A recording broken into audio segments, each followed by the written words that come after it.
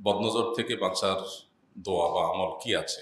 বদনজর সত্য, এ বিষয়ে আমাদের পরিষ্কার ধারণা থাকতে হবে। অনেক ইমানদার, অনেক মুসলমানরা এ বিষয়ে ধোঁয়াশার মধ্যে থাকেন। তারা মনে করেন যে এটা বোধহয় কুসংস্কারাচ্ছন্ন বিশ্বাস।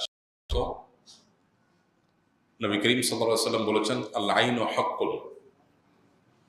বদনজরের মাধ্যমে মানুষ ক্ষতিগ্রস্ত হয়, এমনকি মানুষ ছাড়াও অন্যান্য আল্লাহর যে নেয়ামতগুলো আছে সেই নেয়ামতগুলো অনেক সময় নষ্ট হয় অথবা দূরীভূত হয়ে যায়। অর্থাৎ বদনজরের প্রভাব, নেগেটিভ প্রভাব আছে, এটি সত্য।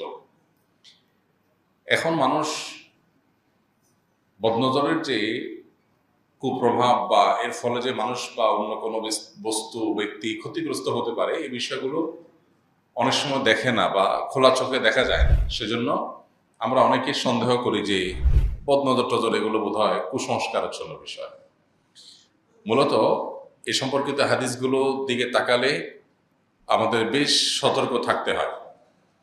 একটি রেওয়ায়ত রয়েছে যে মানুষের হিংসাত্মক চাহনি বা বদনজর এটা এত জঘন্য এবং এটার কুপ্রভাব এত বেশি যে ওঁটকে পাতিল পর্যন্ত এবং মানুষকে কবর পর্যন্ত অনেক সময় পৌঁছে দেয়।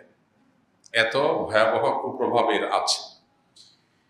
এই জন্য বদনজরের বিষয়ে আমাদের ধারণা পরিষ্কার হতে হবে যে বদনজরের মাধ্যমে মানুষ ক্ষতিগ্রস্ত হতে পারে।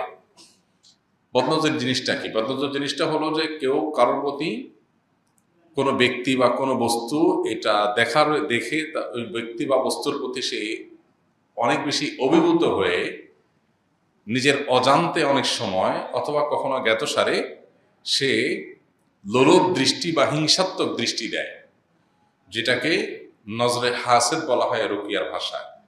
অর্থাৎ হিংসাত্মক চাহনি, যেটা দেখে সে অনেক বেশি অভিভূত হয়েছে এবং এই যে অভিভূত হওয়ার মাত্রাটা যখন অনেক বেশি হয়ে যায়, কখনো কখনো সেটা নিজের অজান্তেও হিংসাত্মক নজর হয়ে যায় যে আরে এত সুন্দর, এত বেশি ভালো, এই ক্ষেতে এত সুন্দর ফসল হয়েছে, বা এই লোকটা দেখতে এত সুন্দর, এই বাচ্চাটা এত ফুটফুটে। এর ফলশ্রুতিতে স্পিরিচুয়ালি ভেতরগতভাবে এই ব্যক্তি বা বস্তু ক্ষতিগ্রস্ত হয়। অনেক সময় দেখা যায় যে আমরা মেডিকেল টেস্টে রোগ বালাই ধরতে পারি না, অথচ এটা কোনো বদনজরের কুফল। এই জন্য বিষয়গুলোর উপরে আমাদেরকে সতর্ক থাকতে হবে। এখন প্রশ্ন হলো যে বাঁচার উপায় কি, যেটা মূল প্রশ্ন, সেটার উত্তর হলো প্রথমত বদনজর লাগতে পারে এরকম ব্যক্তি, বস্তু, জিনিস এগুলো খুব বেশি প্রকাশ করে বেড়ানো উচিত না।